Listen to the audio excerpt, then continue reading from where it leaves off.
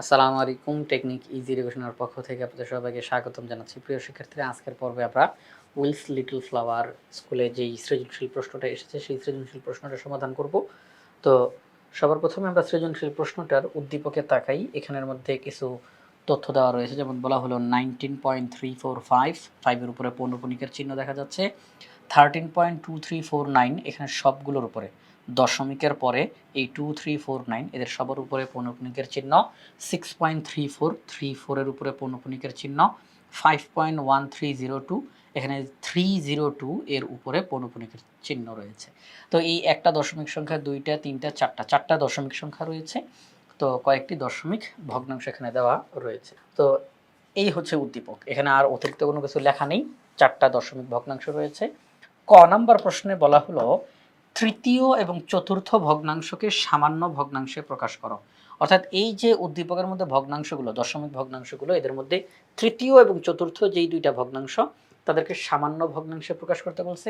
এই সামান্য ভগ্নাংশে প্রকাশ করা বলতে মূলত লব বাই হর অর্থাৎ সাধারণ ভগ্নাংশে প্রকাশ করার কথা এখানে বোঝানো হয়েছে।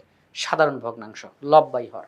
তাহলে চলেন আমরা তৃতীয় ভগ্নাংশ অর্থাৎ 6.34 পৌনঃপুনিক এবং চতুর্থ ভগ্নাংশ 5.1302 এই 302 এর উপরে পৌনঃপুনিক, এই দুইটা দশমিক ভগ্নাংশকে এখন সামান্য ভগ্নাংশে আমরা প্রকাশ করব।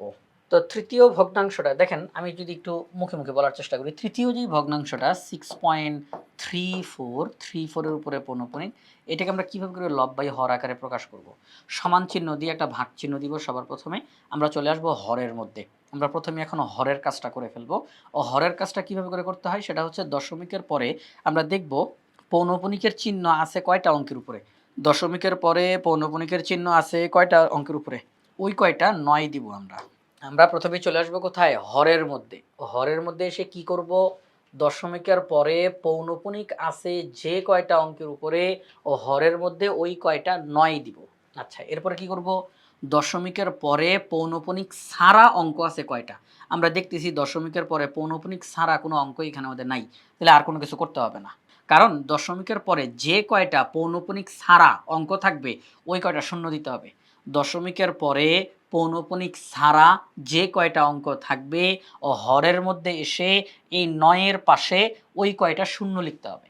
তো এখানে যেহেতু দশমিকের পরে পৌনঃপুনিক ছাড়া কোনো অঙ্ক নাই, তাহলে এখানে আর কোনো কাজ করতে হবে না। আমরা এখন লবের মধ্যে চলে যাব। হরের কাজ শেষ। হরের কাজ শেষ, আমরা এখন লবে চলে যাব। লবের মধ্যে গিয়ে যেই কাজটা করব, এখানে যে দশমিকটা ছিল আমরা এই দশমিকের কথাটা ভুলে যাব। নাই আর দশমিক, ভুলে যাব আমরা দশমিকের কথা। দশমিকটা বাদে সম্পূর্ণ সংখ্যাটা কত হয়? দশমিক বাদে সম্পূর্ণ সংখ্যাটা কত হয়? 634। একটা বিয়োগ চিহ্ন দিব।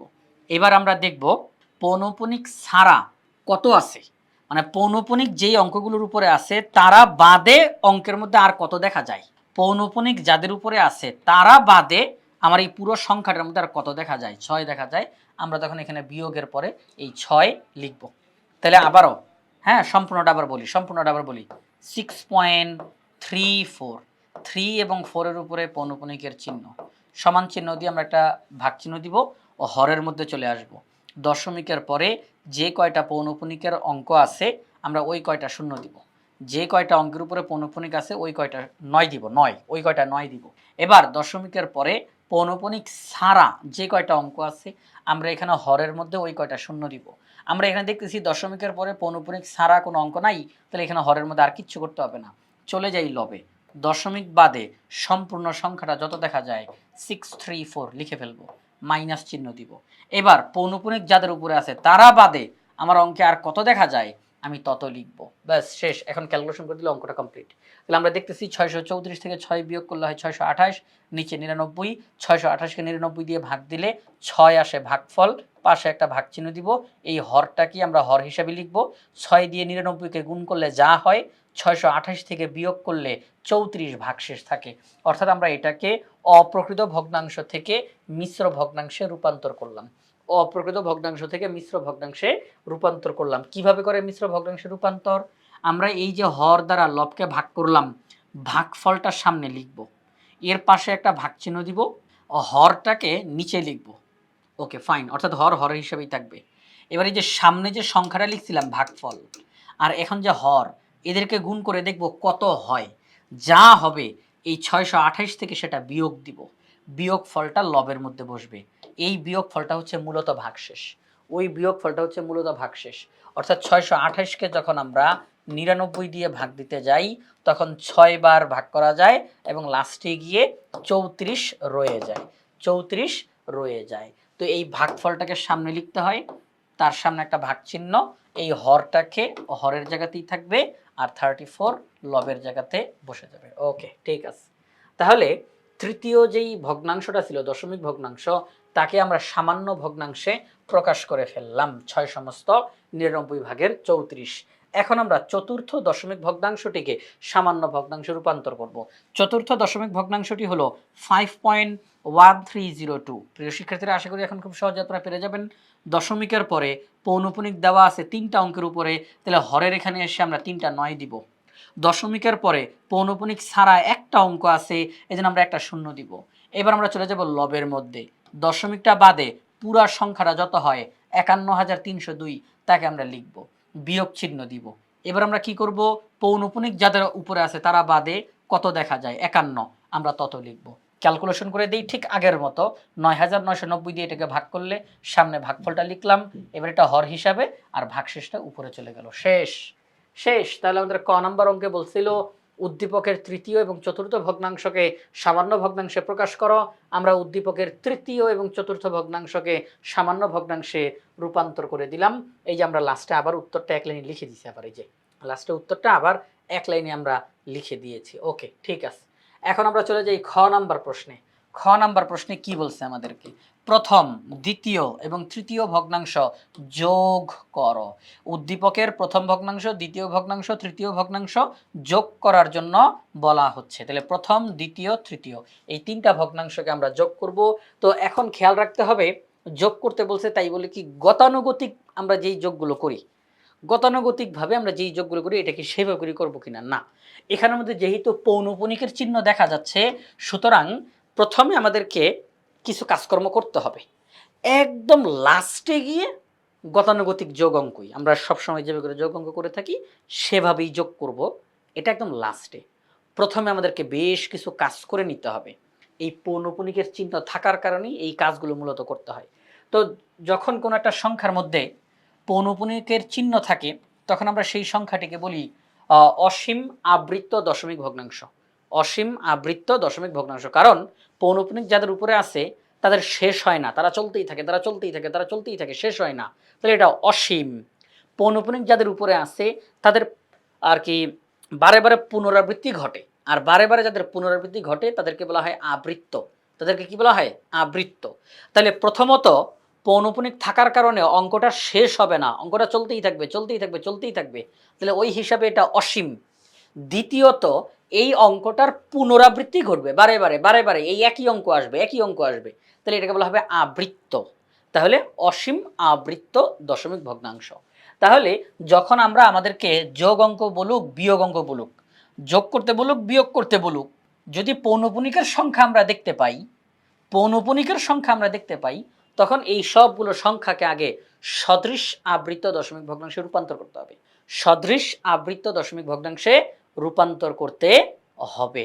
এই সদৃশ আবৃত্ত দশমিক ভগ্নাংশে কিভাবে করে রূপান্তর করে, যেহেতু এর আগেও অন্যান্য সৃজনশীলগুলোতেও করিয়েছি, এই যে আমরা এখন এই সৃজনশীলটা করতেছি, এর আগের সৃজনশীলগুলোতেও বিভিন্ন সময় এই যোগের অঙ্ক আসছে, বিয়োগের অঙ্ক আসছে, আমরা সেখানেও ডিটেলসে বলেছি। আজকের পর্ব আমরা ডিটেলসে বলবো, কোনো সমস্যা নেই। সদৃশ আবৃত দশমিক ভগ্নাংশে কীভাবে করে রূপান্তর করে, সদৃশ আবৃত দশমিক ভগ্নাংশ হচ্ছে যে কয়টা ভগ্নাংশ আমি লিখতে চাই সবার ক্ষেত্রেই যেন দশমিকের পরে অনাবৃত অঙ্ক সংখ্যাটা সমান থাকে, সবার ক্ষেত্রেই যেন দশমিকের পরে আবৃত্ত দশমিকের অংশটা যেন সমান থাকে। মানে কি, আবৃত্ত এবং অনাবৃত্ত এই দুইটা শব্দই কিন্তু ব্যবহৃত হয় মূলত দশমিকের পরে, কারণ দশমিকের আগে কোনো কাজ নেই। দশমিকের আগে আবৃত্ত অনাবৃত্ত এগুলোর কোনো কাজ নেই। এই আবৃত্ত অনাবৃত্ত এদের কাজ হচ্ছে দশমিকের পরে। তো আমরা আমাদেরকে যেই দশমিক ভগ্নাংশগুলো দিবে তাদেরকে যদি যোগ করতে বলুক বা বিয়োগ করতে বলুক, তাদেরকে সবার প্রথম সদৃশ আবৃত্ত দশমিক ভগ্নাংশে প্রকাশ করতে হবে।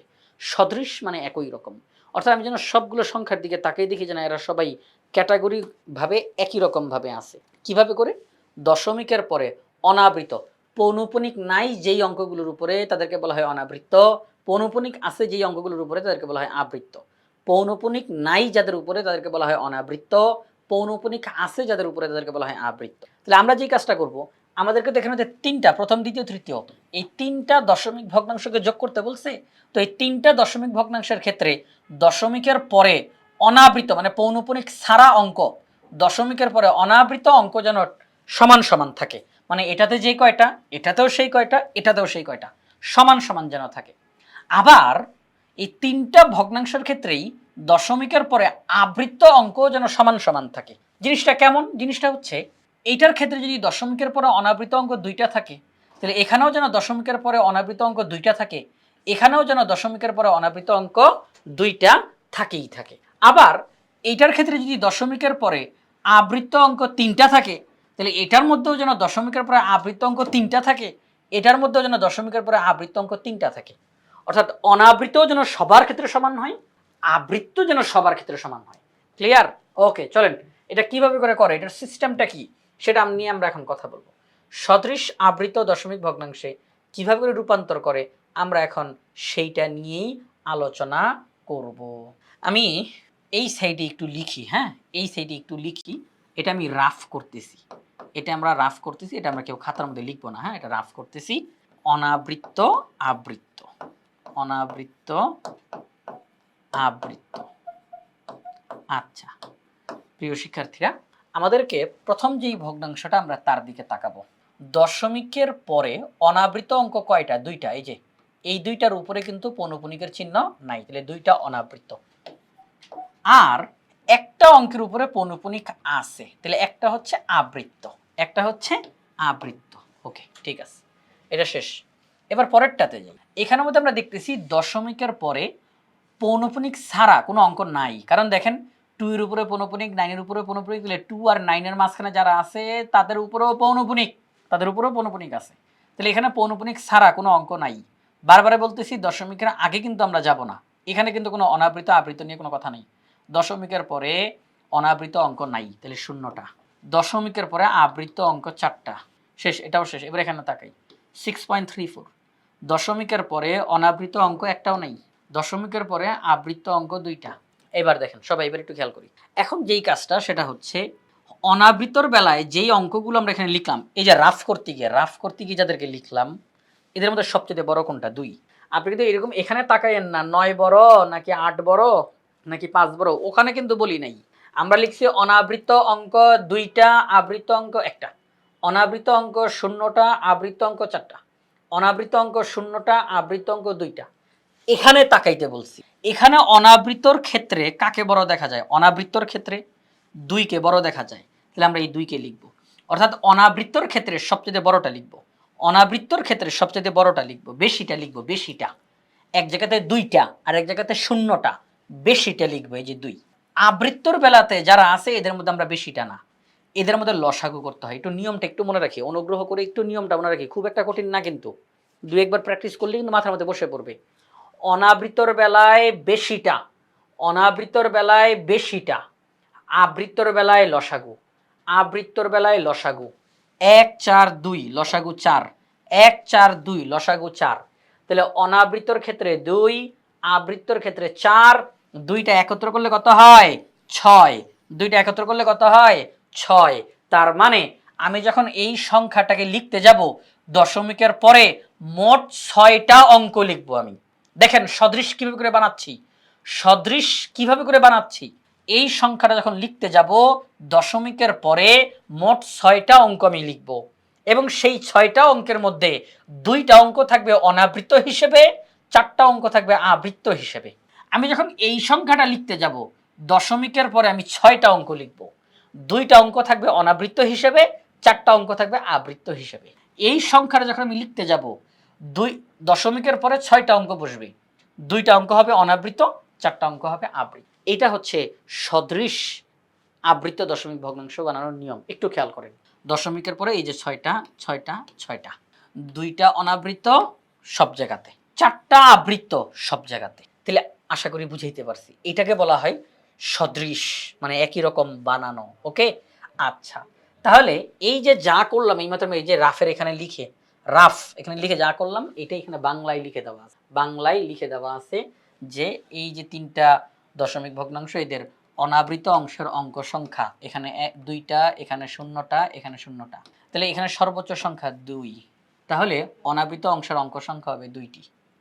দুইটি। আচ্ছা ঠিক আছে। আবার আবৃত দশমিক ভগ্নাংশগুলোতে আমরা এখানে দেখতেছি একটা, এখানে 4টা, এখানে 2টা, সেটা লিখলাম আবৃত অঙ্ক 1 4 2। তাহলে 1 4 2 এর লসাগু হচ্ছে 4, তাহলে আবৃত অংশের অঙ্ক সংখ্যা হবে 4টি। ঠিক আছে, ওকে ফাইন। এখন আমরা এখানে লিখব 19.345। লেখার সিস্টেম কি? অনাবৃত অঙ্ক 2টা, দশমিকের পরে 2টা অঙ্ক লিখে ফেলবো। আবৃত অঙ্ক 4টা, তাহলে 5, যেহেতু 5-এর উপরে পৌনঃপুনিক, 5-এর উপরে পৌনঃপুনিক, তাহলে এটারই পুনরাবৃত্তি ঘটবে, এটাকে আমরা 4 বার লিখে ফেলবো।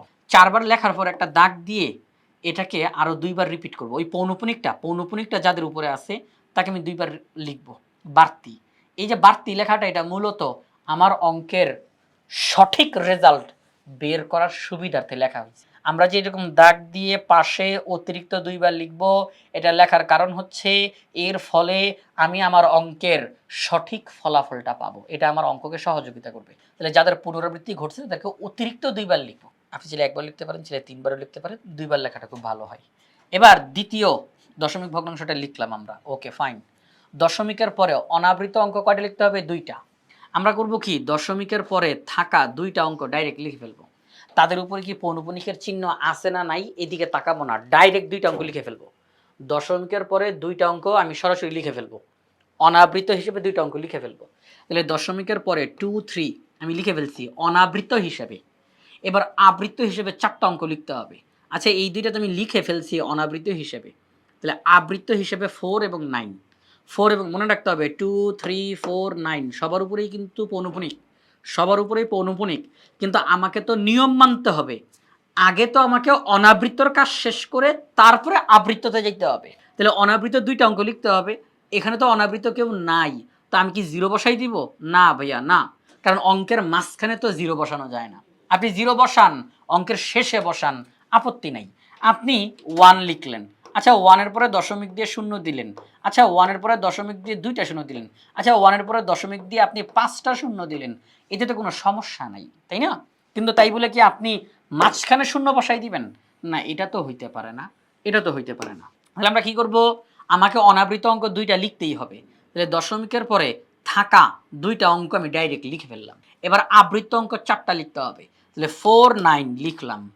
আচ্ছা এখন বলেন তো, সত্যিকার অর্থে 2 এবং 3-এর উপরে পৌনঃপুনিক ছিল না? ছিল তো। আমি অনাবৃতর জিনিসটা মিলাইতে গিয়ে এদেরকে আমি আবৃত হিসাবে এখনো লিখতে পারি নাই। আমি অনাবৃতর নিয়ম মানতে গিয়ে আবৃত্ত হিসেবে 2 এবং 3-কে এখনো পর্যন্ত লিখতে পারি নাই। এখন লিখে দেই, এখন লিখে দেই 4 9 লিখলাম। এরপরে চলে আসি প্রথম যেই পৌনঃপুনিকটা তার কাছে 2 3 লিখলাম। একটু খেয়াল করেন, সবাই একটু খেয়াল করেন, সবাই একটু খেয়াল করেন। তাহলে দশমিকের পরে অনাবৃত হিসেবে লিখলাম 2 3, এবার আবৃত্ত হিসেবে 4 9 2 3। ঠিক আছে, তাহলে এখন এটা এইভাবে করে পুনরাবৃত্তি ঘটবে, 4 9 2 3 4 9 2 3 4 9 2 3, এইভাবে করে এটা পুনরাবৃত্তি ঘটবে। তো আমার তো লেখার কথা 4টা, তো আমি 4টা লিখছি, আর লেখার দরকার নেই। এখন সামনে দাগের এই পাশে 2টা লিখবো না আমরা, তাহলে 4 9 2 3 4 9, যদি আরও লিখতাম তাহলে 2 3 লিখ 4 9 2 3 4 9। ওকে ঠিক আছে, আশা করি ক্লিয়ার। এবার আসেন পরবর্তীটা, এই আগেরটার মধ্যে যেসব কথাবার্তা এটার মধ্যে সেই একই কথাবার্তা। অনাবৃত হিসেবে 2টা অঙ্ক লিখতে হবে, তো দশমিকের পরে অনাবৃত অঙ্ক তো নাই, তো আমি কি করব, দশমিকের পরে যারাই আছে আমি 2টা অঙ্ক লিখে ফেলবো, আমি 2টা অঙ্ক লিখে ফেলবো, 3 4 লিখে ফেললাম। Okay fine. এখন আবৃত্ত হিসেবে আমি কি করতে পারি? আচ্ছা প্রিয় শিক্ষার্থীরা, 6.34 3 4-এর উপরে পৌনঃপুনিক। আচ্ছা 3 4-এর উপরে যে পৌনঃপুনিক, তার মানে কি এই 3 4 বারে বারে বারে বারে বারে বারে বসবে না? এই 3 4 বারে বারে বসবে। তাহলে আমি দশমিকের পরে অনাবৃত হিসেবে না হয় আমি 3 4-কে লিখলাম, কিন্তু 3 4 তো আরও আছে না? 3 4 আরও আছে না? পুনরাবৃত্ত মানে কি? পুনরাবৃত্তি মানেই তো এরা বারে বারে বসবে, পৌনঃপুনিক বারে বারে বসবে, বারে বারে বসবে। তাহলে আমি দশমিকের পরে 2টা অঙ্ক নিলাম অনাবৃত্ত হিসেবে। এখন আবৃত্ত হিসেবে 4টা অঙ্ক লিখতে হবে। তাহলে 3 4-এর উপরেই তো পৌনঃপুনিক আছে, তাহলে এরাই তো পুনরাবৃত্তি ঘটবে। তাহলে 3 4 3 4 4টা লেখা হয়েছে। তাহলে 2টা লিখলাম অনাবৃত্ত হিসেবে, 4টা লিখলাম আবৃত্ত হিসেবে, আর দাগের এই পাশে এসে আমি 2টা ডাবল করে লিখলাম 3 4। এখন একদম ধারাবাহিকভাবে আপনি নরমাল যেই যোগের অঙ্ক করেন সেভাবে করে যোগের অঙ্কটা করে দেন। গতানুগতিক যেই যোগের অঙ্ক সেটা করে দেন। 5 আর 9 কত হয়?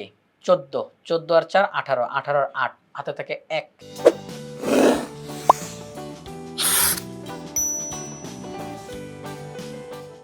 3 আর 1 4, 4 4 8, 8 5 13, 13 আর 3 হাতে থাকে 1, 4 আর 1 5, 5 3 8, 8 5 13, 13 আর 3 হাতে থাকে 1, 3 আর 1 4, 4 2 6, 6 5 11, 11 আর 1 হাতে থাকে 1, 9 আর 1 10, 10 আর 5 15, 15 আর 4 19, 19 আর 9 হাতে থাকে 1, 3 আর 1 4, 4 4 8, 8 5 13, 13 আর 3 হাতে থাকে 1, 4 আর 1 5, 5 3 8, 8 4 12, 12 আর 2 হাতে থাকে 1, 3 আর 1 4, 4 2 6, 6 3 9 হাতে কিছু নাই, 6 3 9, 9 9 18, 18 আর 8 হাতে থাকে 1, 1 1 2, 2 আর 1 3, এই হচ্ছে 3।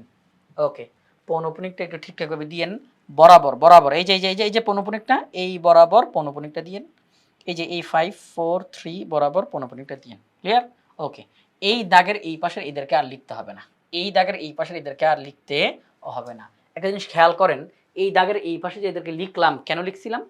আমার অঙ্কের সুবিধার্থে, সঠিক রেজাল্ট পাওয়ার সুবিধার্থে। একটা জিনিস খেয়াল করেন, যদি আমি এদেরকে না লিখতাম, যদি না লিখতাম, খেয়াল করেন খেয়াল করেন খেয়াল করেন, যদি না লিখতাম তাহলে ঘটনা কি ঘটতো? আমি ডাইরেক্ট এখান থেকে যোগ করা শুরু করতাম, 5 3 8, 8 4 12, 12 2 বসতো, এখানে 2 বসতো, কিন্তু এটা তো পুরোপুরি সঠিক রেজাল্ট না। দেখেন, খেয়াল করে দেখেন, সঠিক রেজাল্ট তো এখানে 3, সঠিক রেজাল্ট তো 3, কিন্তু এদেরকে না লিখলে কিন্তু আমি সঠিক রেজাল্টটা পাইতাম না। ঠিক আছে? তাই এদেরকে লেখার কারণেই কিন্তু আমি এই সুবিধাটা পাইছি যে একদম সঠিক রেজাল্টটা আমার সামনে আসছে, একদম সঠিক রেজাল্টটা আমার সামনে চলে আসছে। তাহলে এই 3টা অসীম আবৃত্ত দশমিক ভগ্নাংশকে যোগ করার কারণে যোগফল হিসেবে আমরা পেলাম 38.923913, 3 এর উপরে পৌনঃপুনিক, 913 এর উপরে পৌনঃপুনিক। ওকে, আচ্ছা ঠিক আছে। তাহলে খ নাম্বার অঙ্কটার সমাধান হয়ে গেল। আমরা এখন গ নাম্বার অঙ্কটার সমাধান করব। গ নাম্বার প্রশ্নে কি বলছে? তৃতীয় ভগ্নাংশটির বর্গমূল 4 দশমিক স্থান পর্যন্ত নির্ণয় করো। তৃতীয় ভগ্নাংশ, উদ্দীপকের প্রথম দ্বিতীয় তৃতীয়, এই যে তৃতীয় যেই ভগ্নাংশটা, এইটাকে আমাদের বর্গমূল নির্ণয় করতে হবে। 6.34 পৌনঃপুনিক, এইটার আমাদের বর্গমূল নির্ণয় করতে হবে 4 দশমিক স্থান পর্যন্ত। 4 দশমিক স্থান পর্যন্ত মানে দশমিকের পরে 4 ঘর, 4 দশমিক স্থান, অর্থাৎ দশমিকের পরে 4 ঘর পর্যন্ত আমাদেরকে নির্ণয় করতে হবে। ওকে ফাইন, আমরা করব। তবে এখন আমরা একটু কথা একটু মনে রাখি যে আমাদেরকে দশমিকের পরে যত ঘর পর্যন্ত নির্ণয় করতে বলবে, আমরা সব সময় অঙ্ক করার সময়, বর্গমূলটা নির্ণয় করার সময় 1 ঘর বেশি করব। এটাও কিন্তু অঙ্কের সুবিধার্থে, এটাও কিন্তু অঙ্কের সঠিক রেজাল্ট পাওয়ার সুবিধার্থে। এই যে এইমাত্র খ নাম্বার অঙ্কটা করানোর সময় যেমন আমরা বলছিলাম যে দাগ দিয়ে পাশে এদেরকে লিখছি অঙ্কের সুবিধার্থে, যার কারণে আমরা একদম সঠিক রেজাল্টটা পাইছি, একই রকমের কথাবার্তা এই গ নাম্বারটার ক্ষেত্রে। আমাদেরকে বর্গমূল নির্ণয় করার ক্ষেত্রে দশমিকের পরে যেই কয় ঘর নির্ণয় করতে বলবে, আমরা সব সময় 1 ঘর বেশি নির্ণয় করব, যার ফলে একদম লাস্টে গিয়ে আমরা সঠিক রেজাল্টটা পাবো। আমরা দশমিকের পরে 4 ঘর পর্যন্তই রাখবো। আমরা যখন অ্যান্সার লিখতে যাব না, কারণ একটা অঙ্ক, এটা তো অনেক বড় অঙ্ক হবে, অঙ্কটা অনেকখানি কাজ করতে হবে, একদম লাস্টিকে যখন অ্যান্সারের লাইনটা লিখব, উত্তরের লাইন, তখন আমি ঠিকই প্রশ্নের কথাটা মানব, দশমিকের পরে 4 ঘরই রাখবো, বাকিদেরকে আর লিখবো না, দশমিকের পরে 4 ঘরই লিখবো। কিন্তু এই যে দশমিকের পরে 4 ঘর লিখবো, সঠিক রেজাল্ট পাওয়ার জন্য আমি উপরে 1 ঘর বাড়ায়া তারপরে অঙ্কটা করব, অর্থাৎ আমি দশমিকের পরে 5 ঘর বের করব। ওকে ফাইন, ঠিক আছে। তো এখন চলেন তৃতীয় ভগ্নাংশ অর্থাৎ 6.34 পৌনঃপুনিক, এটার বর্গমূল আমরা নির্ণয় করি। তো এখানটা বর্গমূলের অঙ্কটা পুরোটা করে দেওয়া আছে, হ্যাঁ পুরো অঙ্কটা করে দেওয়া আছে, কিন্তু এই অঙ্কগুলো যদি এখান থেকে দেখাই বলে দিই, তাহলে তেমন একটা বুঝতে পারবেন না, একটু আর কি সহজ হবে না। এটা আমি লিখে লিখে করাই দিব, এটা আমি একদম প্রত্যেকটা লাইন বাই লাইন লিখে লিখে করাবো। হ্যাঁ একটু সময় লাগবে, কিন্তু উপকার আসবে আশা করি ইনশাল্লাহ, আপনি একদম পুরোটা ক্লিয়ার হয়ে যাবেন। এই যে তৃতীয় ভগ্নাংশটা 6.34 পৌনঃপুনিক, আচ্ছা 6.34 পৌনঃপুনিক তার মানে কি? 6.343434 ডট ডট ডট, ঠিক না? এখন মনে রাখবেন আপনারা, দশমিকের পরে, শুধু দশমিকের পরে না, দশমিকের আগে পরে সবার জন্যই কথাটা প্রযোজ্য, দশমিকের আগে পরে সবার জন্যই কথাটা প্রযোজ্য, সেটা হচ্ছে প্রতি জোড়ার ফলে বর্গমূলের ক্ষেত্রে একটা করে অঙ্ক আসে। বর্গমূলের যে রেজাল্টটা আমরা পাবো প্রত্যেকটা জোড়ার কারণে, জোড়া জোড়া প্রিয় শিক্ষার্থীরা, প্রত্যেকটা জোড়ার কারণে আমি একটা রেজাল্ট পাবো। একটা জোড়া একটা রেজাল্ট, একটা জোড়া একটা রেজাল্ট, একটা জোড়া একটা রেজাল্ট। তাহলে সেই ক্ষেত্রে, কারণ মনে রাখতে হবে এটা কিন্তু গতানুগতিক ভাগ অঙ্ক না, যে আমরা নর্মালি যে ভাগ অঙ্ক করি এটা কিন্তু সেই ভাগ অঙ্ক না। বর্গমূলের অঙ্কটা নিয়মটা একটু ব্যতিক্রম, ব্যতিক্রম। তো প্রত্যেক জোড়ার ফলে একটা করে অঙ্ক আমার বর্গমূলের মধ্যে উপস্থিত হয়। আমাকে বলা হয়েছে দশমিকের পরে 4 ঘর পর্যন্ত রেজাল্ট বের করতে। তাহলে আমরা অঙ্কের শুরুতেই কি বলছি, প্রশ্নে যেই কয় ঘর বের করতে বলবে আমরা 1 ঘর বেশি করব। তার মানে দশমিকের পরে 5 ঘর বের করব। দশমিকের পরে কয় ঘর বের করব? দশমিকের পরে 5 ঘর আমরা বের করব, 5 ঘর পর্যন্ত নিব। তাহলে দশমিক, এটা কিন্তু বর্গমূলের ফলাফল।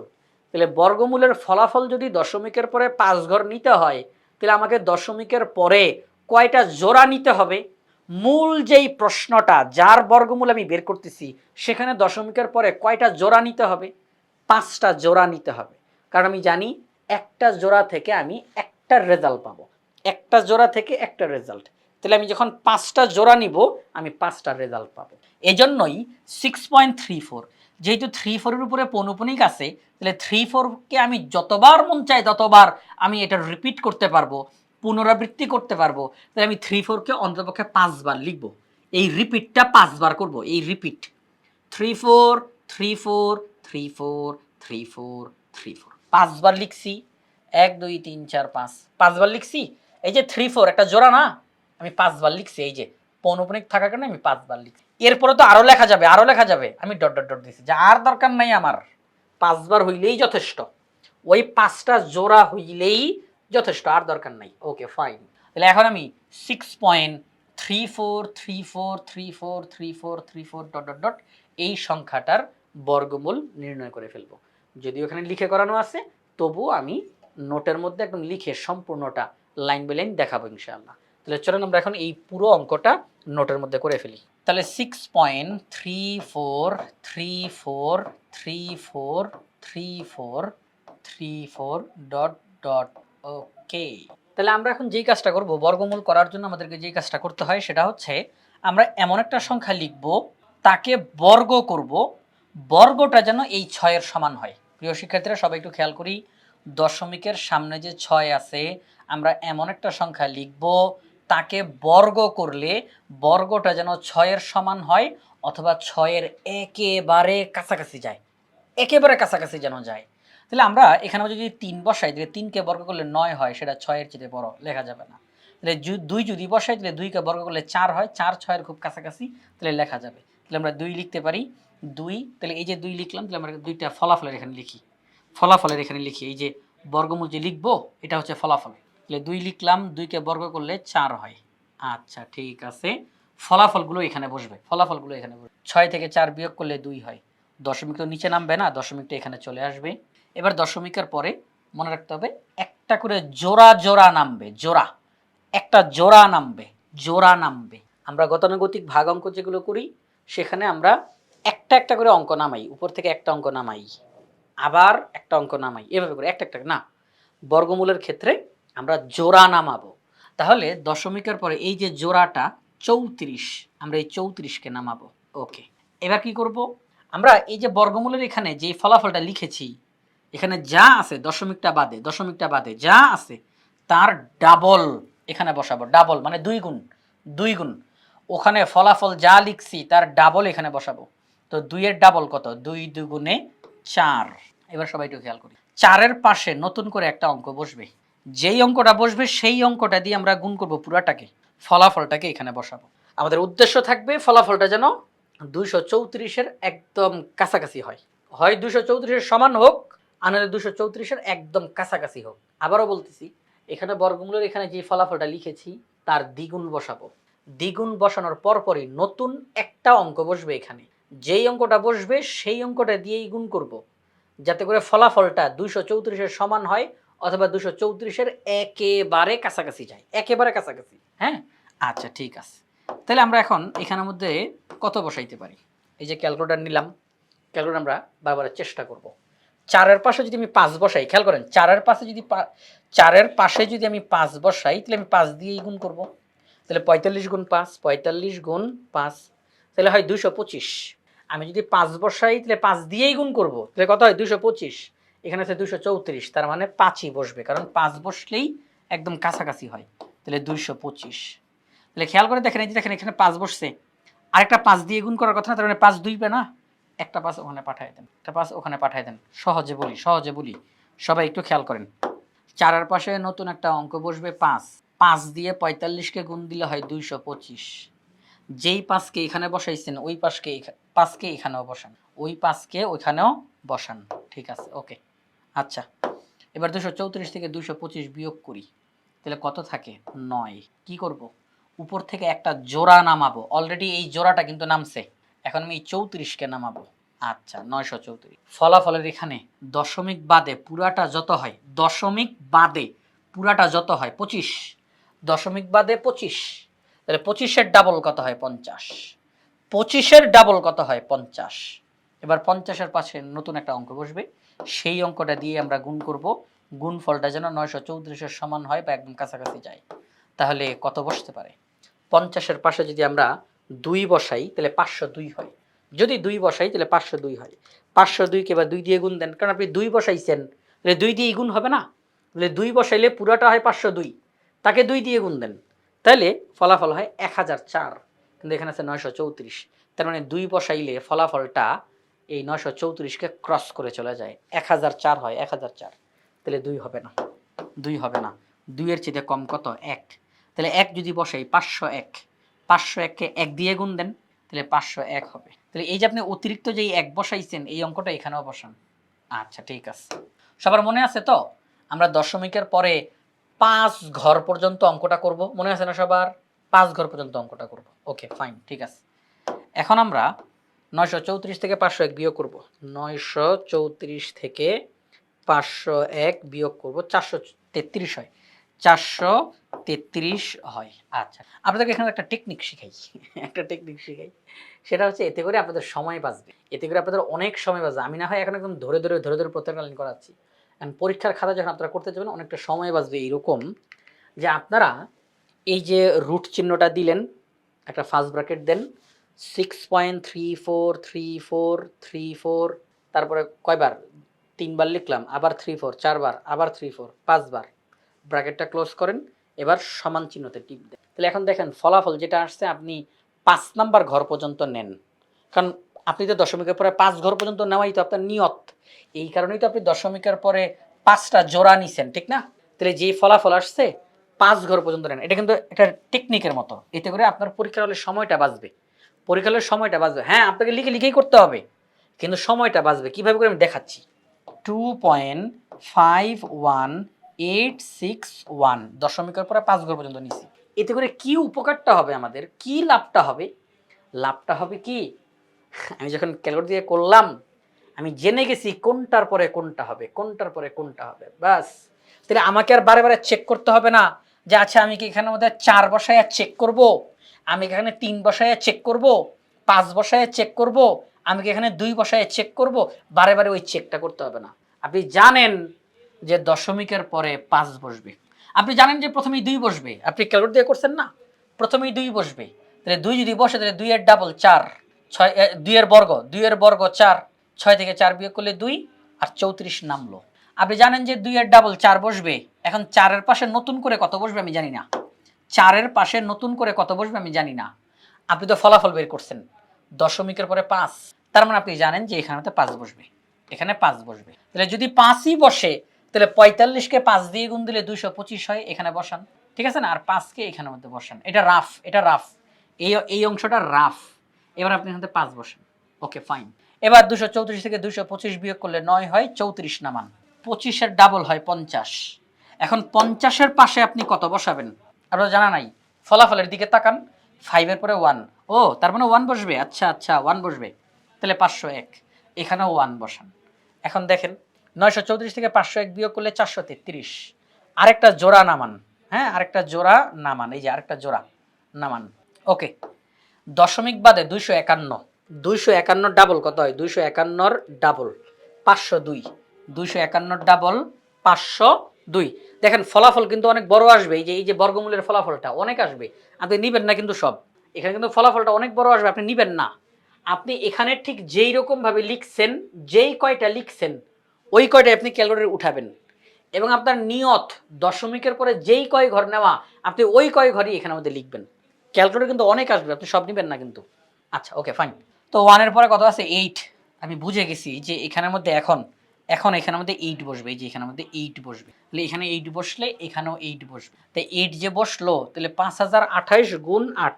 5028 গুণ 8 তাহলে কত হয় 40,224।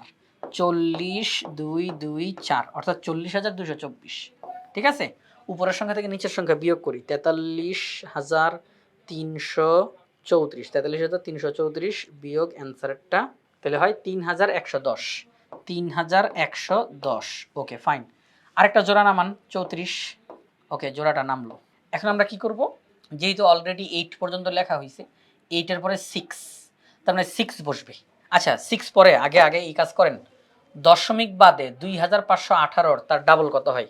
দশমিক বাদে 2518 তার ডাবল 5036। 5036। এবার নতুন একটা অঙ্ক বসার কথা না? কারণ প্রত্যেকবারই তো একটা করে নতুন অঙ্ক বসবে। কত বসবে? 8। 8 এর পরে কত আছে 6। ওই যে ক্যালকুলেটর করছেন, তার মানে 6 বসবে নিশ্চিতভাবে। এখানে 6 বসবে। তাহলে 6 যদি বসে 50,366 ইনটু 6। আচ্ছা ঠিক আছে, যেই মানটা আসছে আমরা সেই মানটা এখানে বসাই দিই। 302196। 302196। আচ্ছা ঠিক আছে, তাহলে এখন 311034। 311034 মাইনাস অ্যান্সারটা 8838। 8838। ওকে এই সংখ্যাটা বসলো। এখন দেখেন যেই বিষয়টা, আমরা আরেকটা জোড়া নামাবো। কয়টা জোড়া নামানো হয়েছে এখন পর্যন্ত? একটা, দুইটা, তিনটা, চারটা জোড়া নামানো হয়েছে এখনো পর্যন্ত। চারটা জোড়া নামানো হয়েছে, আরেকটা জোড়া বাকি আছে।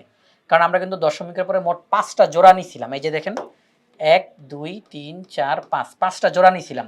তো 1 জোড়া, 2 জোড়া, 3 জোড়া, 4 জোড়া অলরেডি ব্যবহার করা হয়ে গেছে। 1 2 3 4, 5 নম্বর জোড়াটা বাকি আছে, সেটাকে এখন আমরা বসাবো। ঠিক আছে? আচ্ছা ঠিক আছে, কোনো সমস্যা নাই। ওই 34কে নামাই দিই এখানের মধ্যে। 34কে নামাই।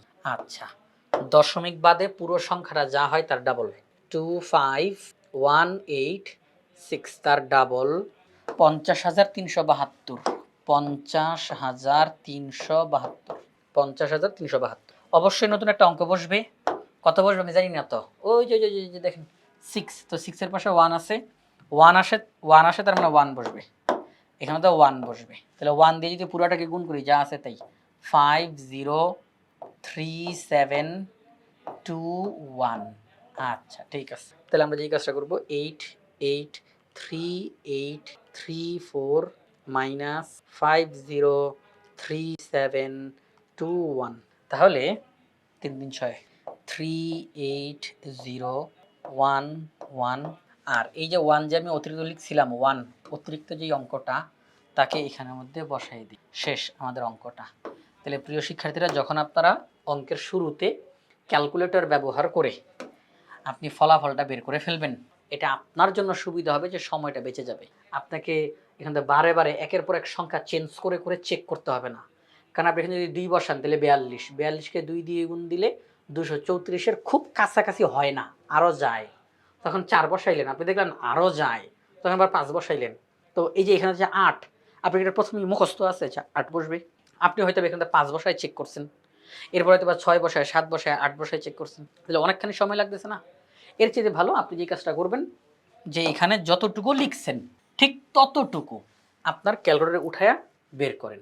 আপনি কয় ঘর পর্যন্ত নিতে চান? 5 ঘর। ক্যালকুলেটরে যা আসছে, কোনো কম বেশি না, দশমিকের পরে 5 ঘর যা আছে আপনি লিখে ফেলেন এক সাইডে লিখে ফেলেন। এবার আপনি বুঝে যাবেন কত করে আপনাকে নিতে হবে, এটা আপনার সময়টা অনেকটা বেঁচে যাবে। তো প্রথম থেকে তো পুরো সিস্টেমটা বুঝাইছি যে সবসময় কীভাবে করে অঙ্কটা করতে হয়, আর লাস্টে কি শুধু টেকনিকটা দেখাইলাম যে তাড়াতাড়ি করে কীভাবে করে অঙ্কটা করতে পারি। তো প্রিয় শিক্ষার্থীরা, এই যে 6.34 পৌনঃপুনিক, এটার 4 দশমিক স্থান পর্যন্ত বর্গমূল নির্ণয় করতে বলেছিল। আমরা দশমিকের পরে 5 ঘর পর্যন্ত নির্ণয় করলাম। এখন যেই কিন্তু এই যে দশমিক আছে, ডট ডট ডট আছে, তাহলে আমরা এখান থেকে ডট ডট ডট দিয়ে দিই। কারণ অঙ্কটা যদি আমরা আরও সামনের দিকে আগাই তাহলে আমরা আরও ফলাফল পাবো। আচ্ছা, তো আমাদেরকে বলছে 4 দশমিক স্থান, দশমিকের পরে 4 ঘর, আমরা দশমিকের পর 5 ঘর বের করছি। তাহলে এখন কি করা যেতে পারে? এটা বের করছি আমাদের নিজেদের ভালোর জন্য, সঠিক রেজাল্ট জানার জন্য। এখন দেখেন নিয়মটা কি। দশমিকের পরে আপনি থামতে চান 4 নাম্বার ঘরে, ওকে থামেন, সমস্যা নাই। নিয়ম হচ্ছে যেই ঘরে থামবো তার পরের ঘরের অঙ্কটার দিকে তাকাবো, যেই ঘরে থামবো তার পরের ঘরের অঙ্কটার দিকে তাকাবো। সেটা যদি 5 বা 5-এর বড় হয়, যেখানে থেমেছি তার সাথে 1 যোগ করে দিব। আর যদি সেটা 5-এর ছোট হয় তাহলে যেখানে থেমেছি তার সাথে আর 1 যোগ করতে হবে না। কথাটা একটু বুঝার চেষ্টা করি। দশমিকের পরে 4 ঘর নেওয়ার কথা, তাহলে 4 নাম্বার ঘরে এসে থেমে যাব, তবে 5 নাম্বার ঘরের দিকে তাকাবো। সেটা যদি 5 বা 5-এর বড় হয় তাহলে এটার সাথে 1 যোগ হবে, আর যদি সেটা 5-এর ছোট হয় তাহলে এটার সাথে আর 1 যোগ হবে না। এই সঠিক জিনিসটা বের করার জন্যই মূলত 1 ঘর বেশি করা হয়েছে।